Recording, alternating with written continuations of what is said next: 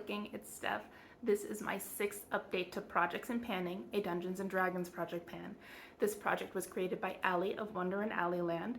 It started on October 15th, it ends on October 15th. Allie took 5 elements of Dungeons & Dragons, the race, class, location, monster, and wondrous items. You choose one from each category to work on, and it's a rolling style project. I have been randomizing my prompts, and I've also added the idea of creating a story around the ones that are randomly selected. This story started with a halfling rogue named Elyas Reedgrove. He, once again, spent way too long at the tavern overnight and came back home in the early hours of the morning to be told by his frantic wife that their daughter Orani had been kidnapped by a dragon and taken into the Forbidden Forest. Elyas set off after his daughter to rescue her, taking with him the Deck of Illusions. Orani had been given as tribute to Tiamat, the Queen of the Dragons. Elyas was able to use the Deck of Illusions to distract her as he snuck past her to the hoard. Orani wasn't alone though. She had a fellow captive, an elven bard named Loraphine Nightflower. Loraphine took the Bloodwell Vial from the hoard before they all fled through the Forbidden Forest to escape. Unfortunately, one of Tiamat's dragon guards saw them and gave chase. Orani was able to locate the abandoned mine, and they were able to take shelter there, while Loraphine and Elyas continued to fight the dragon. They did defeat it, but the battle weakened the floor of the abandoned mine, and Loraphine fell through into the Tomb of the Lost. There, she was immediately attacked by a beholder, which paralyzed her with its paralyzing ray. Loraphine was able to throw off the paralysis, and she was fortunate to have a rescuer. Her cousin, Zelkilia Kill Nightflower, a half-elf barbarian, had heard that she hadn't shown up for her scheduled flute performance and went looking for Loraphine. She made her triumphant entrance by causing a landslide which killed the beholder. Loraphine filled in Zelkilia on what had been happening so far, and they agreed that maybe the best thing to do with this Bloodwell Vial to make sure that no other evil being can get to it is to just leave it in the Tomb of the Lost so it can stay lost. So Loraphine hid it while Kill looted the dungeon. She found herself a new sword, but this sword is really a mimic. She also found herself the Hat of Disguise and decided to wear it.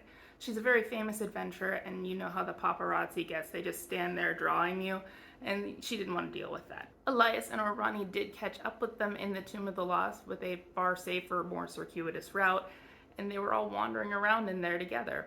At the last update, I didn't have any rollouts, so we still had Kill, Loraphine, Elyas, and Orani wandering around in the Tomb of the Lost, with a mimic hiding amongst their midst, and we still had Kill wearing the Hat of Disguise. But this time, the plot's going to advance. Kill is a half-elf, and a half-elf is a pencil-type item, something that's not so permanent as an elf.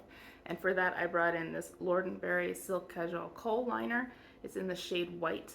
My goal is to use this 15 times. At the last update, I had used it 3 times. Right now, I'm wearing it for the 11th total time, so I'm making good progress on this. I have 4 uses to go. I have had this eyeliner since maybe 2016, but it still performs just as well as the day I got it. So even though these are unusually expensive, it's actually kind of worth it if it'll last that long and still perform this well. But next update, I should have this one rolled out. Kill is also a barbarian, and a barbarian is something that gives you strength. And for that, I brought in the MAC Prep and Prime 24-hour eye primer. It gives my eyeshadow strength anyway. And for this, I had a goal of using it 13 times. At the last update, I'd used it 6 times, and now I'm up to 11. So I only have 2 more uses to go, so this should be rolling out next time too. I do like this. I usually use this for all matte looks, and then I use the NYX glitter primer for the shimmery looks. But I do like it for the matte ones, and I'm going to be happily keeping this around. The Tomb of the Lost is something you didn't remember you owned, and even though this was in plain sight on my dresser, I didn't remember that I owned the Perfectly Posh Hot Pepper Shebang Muscle Stick. This has like hot pepper oils in it, and so it creates a warming sensation when you rub it on sore muscles. And I've had this for a long time, but it actually does still work. And my goal was to use this 10 times. At the last update, I had 7 uses. I did use it the additional 3 times. So our heroes do get to leave the Tomb of the Lost. Now there's been a mimic that is hiding in plain sight, strapped to Zelkilia's hip, hiding as a sword. A mimic is a dupe for something, and I brought in this Elaluz Sunriser face primer in the shade Beamer. This is a dupe for every other illuminating primer, such as the Iconic London, the Charlotte Tilbury, blah blah blah. My goal was to use this 17 times. At the last update, I had used it 16 times. I got the 1 additional use and a few more. I think I used it 5 times in the last month, but I have a goal met on the Mimic, so that may finally reveal itself. Kill has been wearing the Hat of Disguise, and that is a hair product.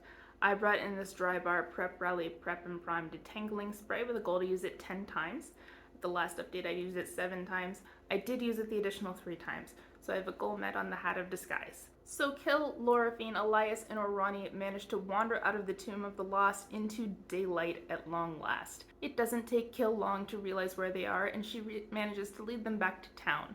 Elyas brings Orani back home, and since their house is still in a state of disrepair and also sized for halflings and not elves, he has permission from his wife to take them to the hometown tavern to thank them for their help.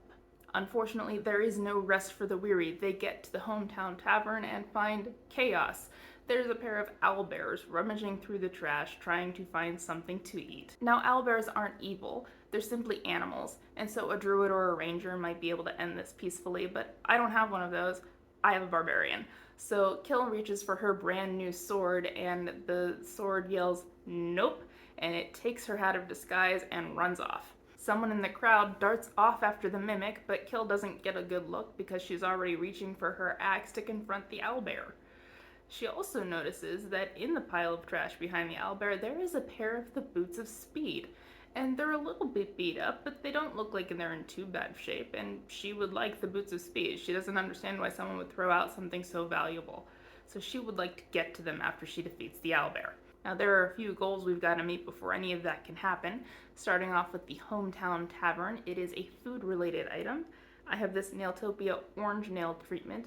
Orange is a food. And so for the locations, what I've been doing is based on character speed. So my standard goal for this sort of project is 10 uses. However, we have a halfling with us, and halflings don't move quite so quickly because they are so short. So my goal for this is going to be 12 uses in order to meet my goal for hometown tavern. Now for the owlbears, that's a Franken product. There are 2 owlbears. We're going to let Elyas and Loraphine handle one of them, and Kill can take the other one all on her own. But for my Franken product, I'm bringing in my Franken lotion. This is a mix of a few different things. There's an unscented body lotion in here. There was a tanning lotion that I wasn't going to use. A face moisturizer I didn't like. There was a citrus scented lotion in here too, but it doesn't actually pick up in this concoction.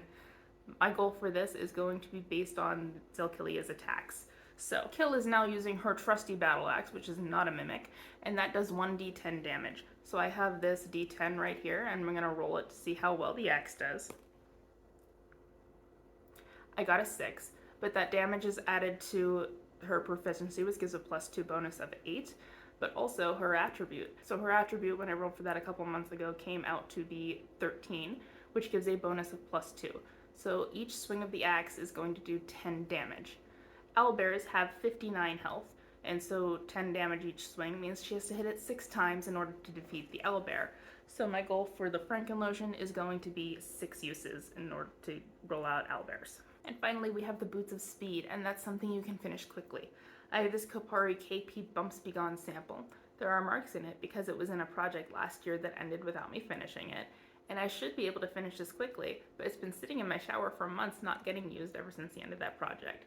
So my goal, given the nature of the prompt, is just going to be to finish this in order for Kill to get to the Boots of Speed. So we have a lovely change of scenery, we have something else to fight, and a new item to try to get to now that the Hat of Disguise was stolen by the Mimic. But who was that person who ran off after the Mimic?